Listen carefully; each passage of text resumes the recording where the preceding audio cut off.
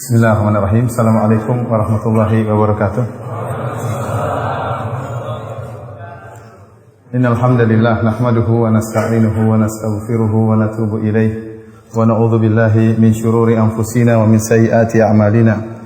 May yahdihillahu fala mudilla lahu wa may yudlil fala hadiyalah. Wa asyhadu an la ilaha illallah wahdahu la syarika lah wa asyhadu anna Muhammadan 'abduhu wa rasuluhu la nabiyya ba'dah. Ya ayyuhalladzina amanu taqullaha haqqa tuqatih wa la tamutunna illa wa antum muslimun. Fa inna ahsanal kalami kalamullah wa khairal huda huda Muhammadin sallallahu alaihi wasallam. Syarrul umuri muhdatsatuha wa kullu muhdatsatin bid'ah wa kullu bid'atin dhalalah wa kullu dhalalatin finnar.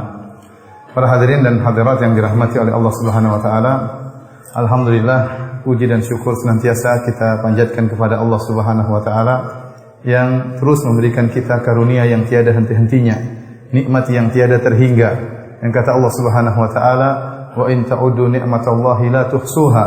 Jika kalian menghitung-hitung nikmat Allah, maka kalian tidak akan mampu untuk menghitungnya. Innal insana ladzalumun kafar. Akan tapi manusia itu sering berbuat zalim dan sering ingkar kepada nikmat-nikmat Allah Subhanahu wa taala. Dan saya ingatkan di antara bentuk pengingkaran terhadap nikmat-nikmat Allah adalah suka berkeluh kesah.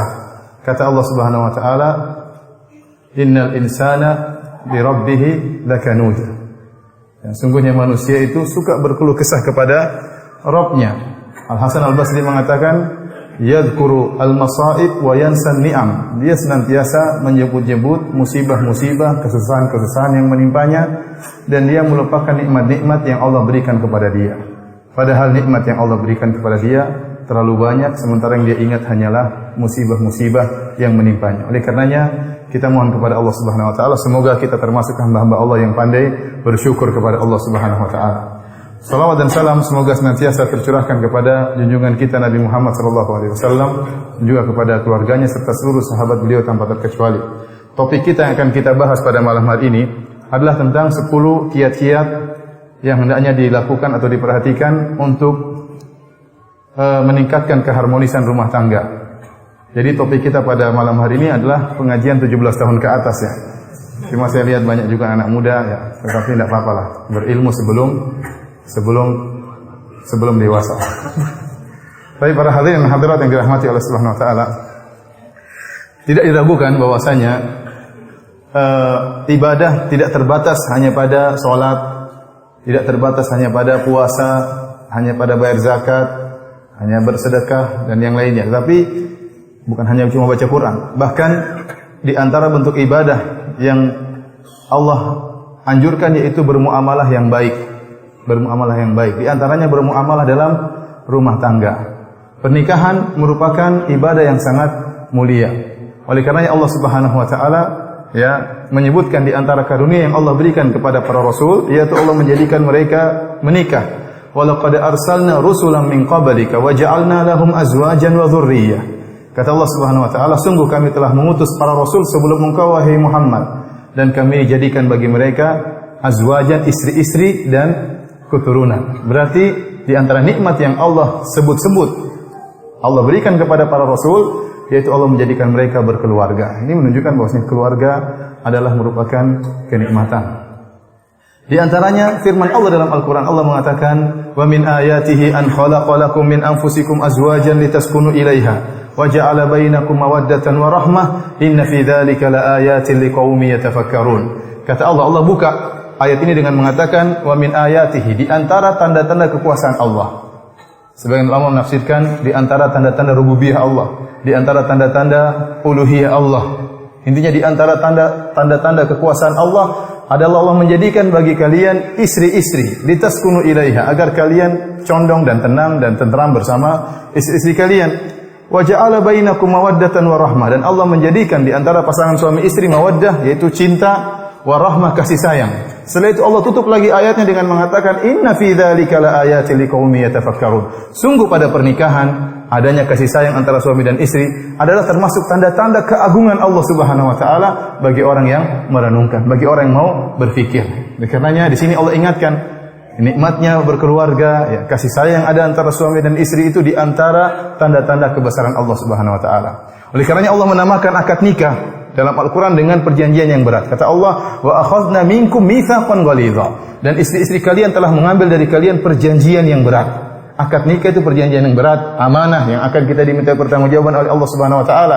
Kenapa Allah telah berikan karunia pernikahan bagi kita? Kalau pernikahan bukanlah ibadah, maka buat apa? Nabi Musa alaihissalam bekerja keras 8 tahun, bahkan 10 tahun sebagai penggembala kambing, sebagai pengurus sawah ladang dalam rangka untuk membayar maharnya. Sebagaimana Allah sebutkan tatkala calon mertuanya berkata, "Inni uridu an unkihaka ihda ibnatayya hataini ala an ta'jurani thamaniya hijaj. Fa in atmamta ashran famin indik."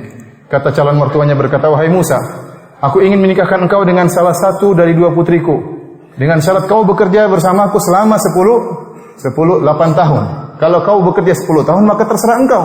Kata para ulama, Nabi Musa diberi pilihan 8 tahun atau 10 tahun dan dia memilih 10 tahun bekerja sebagai penggembala kambing, sebagai pengurus sawah ladang dalam rangka untuk membayar maharnya. Seandainya mahar pernikahan, seandainya pernikahan bukanlah perkara yang sakral, maka buat apa Nabiullah Musa, Nabi Musa alaihissalam, seorang nabi yang mulia, rela bekerja 10 tahun dalam rangka untuk membayar mahar. Ini menunjukkan pernikahan merupakan ibadah yang mulia.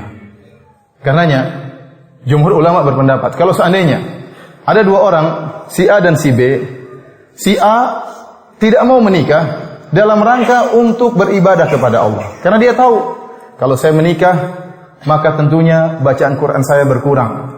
Salat malam saya berkurang. Ya. Sedekah saya berkurang. Kenapa harus infak keluarga dan yang lainnya? Puasa juga berkurang. Ya. Kenapa lagi puasa dia aja berbuka sama istri? Intinya banyak ibadah bisa berkurang dan ini kenyataan. Akhirnya dia berkesimpulan, saya tidak mau menikah. Kenapa? Menikah mengganggu ibadah saya kepada Allah Subhanahu wa taala. Ini si A. Si B dia menikah dan dia tahu konsekuensi dari pernikahan tersebut, bacaan Qur'annya berkurang, salat malamnya berkurang. Dia tetap salat malam tapi berkurang. Kemudian sedekahnya untuk di luar juga berkurang. Ya, puasa sunnahnya pun menjadi berkurang. Nah, mana yang lebih afdal, si A atau si B? Jumhur ulama berpendapat yang afdal adalah si B, meskipun ibadahnya berkurang. Kenapa? Karena dia menikah itu sendiri sudah ibadah. Dia mengurus istrinya itu sendiri sudah ibadah. Dia berhubungan dengan istrinya ibadah. Kata Nabi SAW, "Wa fi buti ahadikum shadaqah." Engkau berhubungan dengan istrimu adalah sedekah. Ini makanya saya tadi katakan ini pengajian 17 tahun ke atas. Engkau berhubungan dengan istrimu adalah apa? Sedekah. Oleh karena tatkala ada seorang yang datang menemui Nabi SAW, punya berpikiran seperti pikiran si A. Dia berkata, "Wa ana sa'atazilun nisa." Aku akan meninggalkan para wanita. Tujuan dia apa? Supaya untuk bisa beribadah lebih banyak. Ya. Dan Nabi SAW tatkala mendengar pernyataan sahabat tersebut yang ingin banyak beribadah dengan meninggalkan para wanita, Nabi tidak mengatakan, "Ayo tinggalin saja, insya Allah kuat." Ya, tidak jadi masalah. Enggak. Tapi Nabi bantah. Bahkan Nabi mengatakan, "Fa inni atqakum li rabbi wa akhsyakum." Waktu Nabi mendengar pernyataan sahabat ini yang menyatakan bahwasanya dia ingin meninggalkan pernikahan dalam rangka untuk beribadah, maka Nabi bantah. Nabi mengatakan, "Saya yang lebih bertakwa kepada Allah, saya yang lebih takut kepada Allah." Tetapi kata Nabi, "Wa ana atazawwajun nisa," akan tapi saya menikahi para wanita. Setelah itu Nabi SAW mengatakan, "Man raghiba an sunnati falaysa minni." Barang siapa yang benci dengan sunnahku, bukan dari golonganku. Bukan dari golonganku. Ini karenanya para hadirin dan hadirat yang dirahmati Allah Subhanahu wa taala, dalam pernikahan banyak sekali pintu-pintu ibadah. Jangan kita sangka ibadah cuma salat, baca Quran, ya, beribadah baik dengan istri juga merupakan ibadah, ya. Bergaul dengan istri juga merupakan ibadah, ya. Di antara hadis yang agung tentang hal ini adalah hadis tentang sunnah, ya, bergaul dengan istri di pagi hari Jumat. Kata Nabi SAW, "Man ghassala waqtasala wa qada wabtakara, ya, wadana waqtaraba wastama'a wa ansata." Kata Rasulullah SAW, barang siapa yang di pagi hari bergaul dengan istrinya, man ghassala, sehingga buat istrinya wajib untuk mandi, dia pun juga wajib mandi junub. Barang siapa yang di pagi hari bergaul dengan istrinya sehingga menjadikan istrinya wajib mandi dan dia pun mandi, kemudian dia bersegera berjalan menuju masjid hari Jumat, kemudian dia mendekati imam dan dia mendengar dan dia insat. Kata Rasulullah SAW, "Kana lahu bi kulli khutwatin yakhtuha ajru qiyami sanatin wa siyamiha." Kata Rasulullah SAW, maka setiap langkah yang dia langkahkan dia akan mendapatkan pahala salat malam setahun dan pahala puasa selama setahun. Ini luar biasa. Ibadah dengan istri pagi hari, nikmat, dapat apa? Pahala yang tidak bisa dilakukan oleh orang-orang yang jomblo, kasihan. Doain mereka kasihan. Doain mereka. Baik para hadirin dan hadirat yang dirahmati Allah Subhanahu wa taala, sekarang kita ingin melihat apa sih pintu-pintu kebaikan yang bisa kita dapatkan dari pernikahan. Para ulama menyebutkan di antara maqasiduz zawaj, tujuan dari pernikahan yang paling utama di antaranya 3 perkara. Seorang menikah, lelaki dengan wanita di antaranya adalah untuk menundukkan pandangan.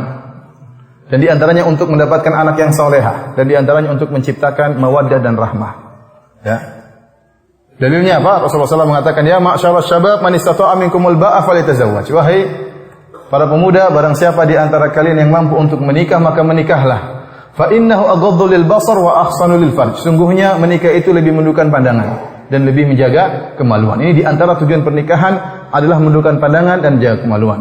Di antaranya untuk mendapatkan anak yang saleh. Kata Nabi sallallahu alaihi wasallam, "Idza mata ibnu Adam inqata amaluhu illa min thalath." Kalau anak Adam meninggal dunia, maka terputuslah dari segala amalannya kecuali 3 perkara. Di antaranya waladun salihun yad'u lahu, anak saleh yang mendoakan. Yang ketiga untuk menciptakan mawaddah dan rahmah. Kata Allah Subhanahu wa taala, "Litaskunu ilaiha wa ja'ala bainakum mawaddatan wa rahmah, inna fi dzalika laayatin liqaumin yatafakkarun." Allah menciptakan istri-istri bagi kalian agar kalian merasa tentram dan tenang dengan istri-istri kalian, dan Allah menciptakan cinta dan kasih sayang di antara pasangan suami istri. Nah, para ulama menyebutkan, kalau kita tahu maqasiduz zawaj, tujuan dari pernikahan adalah untuk mencapai di antaranya 3 perkara ini, maka seluruh usaha yang kita lakukan, seluruh kegiatan yang kita lakukan yang mengantarkan kepada 3 perkara ini, maka semuanya bernilai ibadah. Berdasarkan kaidah dalam kaidah fikih yang ma'rufah, al-umur bimaqasidiha. Perkara tergantung tujuannya. Dan dalam kaidah disebutkan, ma la yatimul wajibu illa bihi fahuwa wajib. Barang suatu perkara wajib yang tidak bisa dikerjakan kecuali dengan perkara yang lain, maka perkara yang lain itu juga hukumnya wajib. Contoh, kita tahu lelaki di hari Jumat wajib untuk sholat Jumat. Hukumnya sholat Jumat wajib. Maka dia berjalan keluar dari rumahnya menuju masjid, hukumnya juga wajib. Karena dia tidak mungkin sholat Jumat di rumahnya. Dia harus sholat Jumat di masjid. Maka langkah kakinya atau dia naik kendaraan dari rumah menuju masjid, hukumnya wajib. Kenapa? Dia tidak mungkin sholat Jumat kecuali dia keluar dari rumahnya. Maka keluarnya dia dari rumahnya hukumnya juga wajib. Contohnya, ma la yatimul mustahabbu illa bihi fahuwa mustahab. Kaidah berikutnya juga, suatu perkara yang mustahab tidak mungkin dilaksanakan kecuali dengan perkara yang lain, maka perkara yang lain juga itu hukumnya mustahab. Contohnya, pakai parfum hukumnya mustahab. Nah, kita tidak bisa pakai parfum kecuali kita beli parfum. Maka beli parfum juga hukumnya apa? Mustahab ya, kecuali kalau minta dari orang ya, lain lagi. Tapi intinya membeli parfum hukumnya apa? Mustahab. Kenapa? Karena menggunakan parfum juga hukumnya mustahab. Nah, segala perkara yang mengantarkan kita untuk melakukan yang wajib atau yang sunnah, maka hukumnya juga sama dengan tujuannya. Ya, dapat pahala. Maka saya katakan tadi, segala perkara yang kita lakukan untuk mewujudkan salah satu dari 3 tujuan pernikahan, maka dapat pahala. Sebagai contoh sederhana, di antara tujuan pernikahan adalah menundukkan pandangan, menjaga kemaluan. Nah, misalnya seorang istri, seorang wanita, lantas dia berias tubuhnya, lantas dia olahraga, dia tidak ingin tubuhnya melar dan gembrot misalnya, supaya suaminya apa? Tetap terjaga, supaya suaminya menundukkan pandangannya, maka segala usahanya dia dapat pahala. Dia pulang, dia merapikan tempat tidurnya, dia tidak ingin kamarnya kotor, dia tidak ingin terdengar suara tikus misalnya. Ya. Kenapa? Ini semua dalam rangka untuk menundukkan pandangan suaminya dan agar suaminya tentram bersama dia. Maka seluruh usaha yang dia lakukan berpahala. Dia pergi ke salon dalam rangka untuk merias tubuhnya misalnya demi untuk suaminya, berpahala. Tapi jangan salon yang mahal ya. Yang mahal-mahal. Kasihan suaminya. Intinya dia perhatikan, dia pakai parfum untuk suaminya, berpahala. Kenapa? Dalam rangka untuk menundukkan pandangan suaminya. Ini contoh sederhana. Ya. Contoh juga misalnya agar mendapatkan anak soleh. Ya misalnya seorang ayah kemudian bekerja, uangnya dia keluarkan untuk memondokkan anaknya, atau dia memanggil guru privat untuk mengajarkan agama kepada anaknya. Uang yang dia infakkan tersebut telah dia infakkan pada tempatnya dan semuanya berpahala. Kenapa? Tujuan dia agar memiliki anak yang soleh, dan memiliki anak soleh perkara yang dituntut. Karena kalau kita meninggal dunia dia yang mendoakan kita. Ya. Maka segala perkara yang kita lakukan, kita ngajak anak kita ke masjid, kita sabar, bangunkan anak kita di subuh hari. Mungkin kita nggak sempat baca Quran, mungkin bahkan kita nggak sempat sholat witir. Kenapa bangunkan anak kita sabar? Dapat pahala seluruhnya. Kenapa? Tujuan kita untuk menciptakan anak soleh. Seluruh usaha yang kita lakukan akan mendapatkan pahala.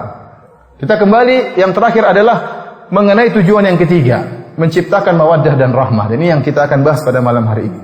Secara sederhana kita katakan, seluruh perkara yang kita lakukan dan kita usahakan untuk mempertahankan mawaddah dan rahmah antara kita dengan istri kita, maka semuanya berpahala. Semuanya berpahala. Kenapa? Karena mawaddah dan rahmah itu karunia dari Allah Subhanahu wa taala. Bahkan Allah mengatakan mawaddah dan rahmah, cinta kasih antara suami istri, inna fi dzalika laayatin liqaumin yatafakkarun. Sungguh pada perkara tersebut ada tanda-tanda kebesaran Allah Subhanahu wa taala. Ini karunia yang harus kita jaga. Nah, pada malam hari ini saya ingin menyebutkan ada sekitar 10 teori ya, 10 kiat-kiat yang mudah-mudahan jika kita kerjakan bisa menumbuhkan cinta kasih antara suami dan istri. Yang pertama, para hadirin dan hadirat yang dirahmati oleh Allah Subhanahu wa taala, agar kita bisa menumbuhkan cinta kasih antara kita dengan istri, yang pertama kita harus menjadikan kebahagiaan keluarga kita sebagai prioritas utama. Jangan kita menjadikan kebahagiaan di rumah merupakan perkara sekunder atau yang kedua. Tidak, kebahagiaan kita harus menciptakan kebahagiaan di rumah. Kita harus menciptakan bahwasanya rumahku adalah surgaku. Kita harus menciptakan kalau kita di luar rumah kita rindu ingin pulang ke rumah, ingin ketemu istri, ingin ketemu anak-anak. Harus ada suasana demikian. Karena sebagian orang dia mencari kebahagiaan di luar, dia tidak mencari kebahagiaan di rumahnya. Kenapa? Kebahagiaan di rumahnya bukan prioritas bagi dia. Sehingga apa? Sehingga kalau dia di rumah dia tidak betah, pengin keluar. Dia pengin ketemu teman-temannya. Kenapa? Dia menemukan kebahagiaan di teman-temannya. Dia pengin makan sama teman-temannya. Dia pengin jalan-jalan sama teman-temannya. Di rumah dia tidak temukan kebahagiaan. Berarti salah ini dia cara berpikirnya. Seharusnya seorang menciptakan surga di rumahnya, sehingga kapan dia keluar, dia kerja ketemu teman-temannya, maka dia ingin pulang ke rumah. Kenapa? Ada surga yang dia rindukan di rumahnya. Jadi masalah banyak orang menjadikan kebahagiaan di rumah bukan perkara utama, jadi perkara yang sekunder, bukan perkara prioritas. Buktinya apa? Buktinya kalau teman yang ngajak keluar rumah sementara dia punya janji sama istrinya, janji makan malam sama istrinya, dia batalin. Kenapa? Demi apa? Teman-temannya. Berarti istrinya tidak utama, berarti keluarganya tidak utama. Nah, ini bukan sifat seorang mukmin. Bukankah Rasulullah SAW bersabda, khairukum li ahlihi wa ana khairukum li ahli. Sebaik-baik kalian bagi keluarganya. Artinya apa? Sebaik-baik kalian wahai suami di sisi Allah Subhanahu wa taala adalah yang terbaik bagi istrinya. Wa ana khairukum li ahli, dan aku adalah suami yang terbaik, kata Nabi sallallahu alaihi wasallam. Seorang kalau ingin tahu dia terbaik di sisi Allah atau tidak, lihat bagaimana dia dengan istrinya. Apakah istrinya prioritas? Apakah anak-anaknya merupakan prioritas? Apakah dia ingin menciptakan kebahagiaan di rumahnya atau tidak? Kalau dia tidak menjadikan kebahagiaan di rumahnya sebagai prioritas, maka bagaimana dia mencari kebahagiaan di rumahnya? Bagaimana dia rindu ingin pulang ke rumah? Setiap hari ingin keluar dari rumah. Setiap hari ingin keluar dari rumah. Oleh karenanya para hadirin Allah Subhanahu wa taala, kita harus ingat keluarga adalah yang paling utama. Dan sering wanita mengeluh. Mengeluh kenapa? Dia sedih karena suaminya kalau sama dia kurang senyum, tapi kalau sama teman-temannya murah senyum. Coba bayangkan seorang suami pegang HP di WhatsApp, ketawa-ketawa di WhatsApp. Wah, ketawa-ketawa. Kenapa? Isinya grup poligami. Ketawa-ketawa terus. Istrinya masih ajak ngobrol. Dia nggak minat untuk ngobrol sama istrinya, benar. Dia nggak minat. Ada suami seperti itu. Kenapa? Dia menciptakan kondisi seperti itu. Dia tidak menjadikan istrinya sebagai teman ngobrol. Dia tidak menjadikan istrinya sebagai tempat curhat. Seharusnya dia jadikan istrinya sebagai tempat curhat, sebagai tempat ngobrol. Akhirnya apa? Istrinya mau ngobrol dia cuekin. Ini banyak seperti ini, dan banyak istri yang mengeluh. Kenapa dia? Ada apa? Cepat-cepatan. Gata-gata. Kasihan istri tersiksa. Gimana nggak tersiksa kalau sama teman-temannya? Dan ini banyak berkorban demi teman, korban waktu demi teman-temannya, korban duit demi teman-temannya, ngajak traktir teman-temannya. Waktu istrinya minta kalung nggak dibeliin. Nah, terus bagaimana Anda mau bahagia di rumah? Bagaimana Anda bisa menjaga mawaddah dan rahmah, cinta kasih yang Allah telah anugerahkan kepada Anda di rumah, sementara istri dan anak-anak tidak Anda perhatikan, kebahagiaan tidak Anda perhatikan di keluarga. Maka saya katakan sekarang kita rubah cara berpikir kita, bahwasanya lelaki yang terbaik di sisi Allah adalah yang terbaik bagi istrinya. Kalau Anda merasa senyum kepada teman itu berpahala, dan itu sabda Nabi sallallahu alaihi wasallam, tabassumuka li akhika shadaqah. Senyumanmu kepada temanmu, kepada saudaramu sedekah. Maka kepada istri lebih utama. Kepada istri lebih utama untuk Anda baiki. Saya ingat kaidah bahwasanya orang yang terdekat kepada kita, yang punya jasa kepada kita, mereka yang lebih utama untuk kita baiki. Kenapa? Istri sudah berjasa. Ya. Istri sangat besar jasanya kepada kita. Dia yang mengandung anak-anak kita. Dia yang mengurus anak-anak kita. Dia yang apa lagi? Ya. Mengurus, ya, mencuci piring kita, ya. Yang memperhatikan tempat tidur kita, ya. Semuanya dia lakukan. Nah, jasa dia sangat besar. Oleh karenanya, kalau Anda berpikir saya senyum kepada teman berpahala, maka kepada istri lebih utama. Kalau Anda merasa bercanda dengan teman-teman dalam rangka meningkatkan hubungan berpahala, maka dengan istri lebih utama. Lihat bagaimana Al-Imam Al-Bukhari membawakan hadis dalam Sahih Al-Bukhari, bab as-samr fil ilm, bab tentang begadang karena nuntut ilmu. Begadang karena nuntut ilmu berpahala. Begadang malam hari ini tidak makruh hukumnya, tidak dianjurkan. Karena membuat orang terkadang lalai dari sholat malam, lalai dari baca Quran di malam hari. Tetapi kalau begadang untuk nuntut ilmu, tidak jadi masalah. Ternyata dalil yang dibawakan oleh Imam Al-Bukhari apa? Hadis Ibnu Abbas, "Bitu inda khalati Maimunata, fatahaddatsa an-nabiy sallallahu alaihi wasallam ma'a ahli sa'atan tsumma raqada." Kata Ibnu Abbas, aku nginap di rumah bibiku Maimunah, istri Nabi sallallahu alaihi wasallam. Dan aku mendengar Nabi sallallahu alaihi wasallam berbincang-bincang dengan istrinya beberapa saat sebelum tidur, kemudian Rasulullah sallallahu alaihi wasallam apa? Tidur. Ternyata bincang-bincangnya Nabi dengan istrinya, ya, ini dianggap kedudukannya seperti nuntut ilmu menurut Imam Al-Bukhari. Sebagaimana nuntut ilmu, begadang karena nuntut ilmu dapat pahala, demikian juga begadang gara-gara ngobrol dengan istri juga dapat pahala. Oleh karena itu Imam Al-Bukhari menyebutkan tentang bab begadang karena ilmu, yang dia bawakan bukan hadis tentang begadangnya sahabat, tetapi tentang Rasulullah SAW ngobrol dengan istrinya, pembicaraan keluarga, itu juga berpahala sebagaimana Anda nuntut ilmu. Oleh karena antum jangan merasa ngobrol sama istri nggak dapat pahala. Dapat pahala. Istri juga butuh perhatian. Ya, dia tunggu antum dari kapan pulang dari kantor, kemudian atau langsung tidur, tidak ngobrol. Nah ini maka kita tidak menciptakan kebahagiaan di rumah. Maka saya ingatkan, ciptakan kebahagiaan di rumah, dan kebahagiaan di rumah adalah prioritas. Kalau ada teman ngajak kita, sementara kita sudah janji sama anak-anak, sudah janji sama istri, kita batalkan janji tersebut. Enggak, saya punya janji sama istri, sama anak-anak. Kenapa? Karena itu merupakan prioritas. Ini mobil kedua yang perlu ditahdir, ya. Pick up hitam. KT8087LA, macet total, orangnya marah-marah. Waduh. Tolong diperhatikan, insya Allah dapat pahala.